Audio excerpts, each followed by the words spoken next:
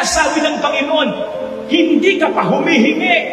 Alam na ng Diyos ang iyong kailangan. May kanya-kanya tayong biyayang nakalaan para sa bawat isa. Hindi natin kailangang mag-igitan.